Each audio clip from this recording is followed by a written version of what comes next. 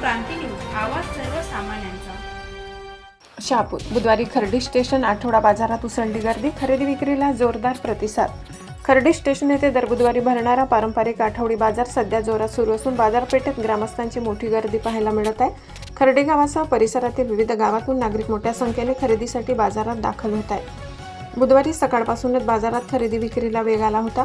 भाजीपाला, फळे, किराणा माल, कपडे, दैनंदिन घरगुती वापराच्या विविध वस्तूंच्या खरेदीसाठी नागरिकांची लगबग सुरू होती। ग्रामीण भागातील नागरिक बुधवारी खास बाजारासाठी येत असल्याने खर्डीचा आठवडी बाजार हा परिसरातील प्रमुख खरेदी केंद्र ठरत आहे। बाजारात शिस्तबद्ध वातावरण असून व्यापारी आणि ग्राहक यांच्यात चांगला समन्वय दिसून येत आहे। मोठ्या प्रमाणात ग्राहक वर्ग आल्याने व्यापारी वर्गात समाधानाचे वातावरण असून विक्रीत वाढ झाल्याचे व्यापाऱ्यांनी सांगितले।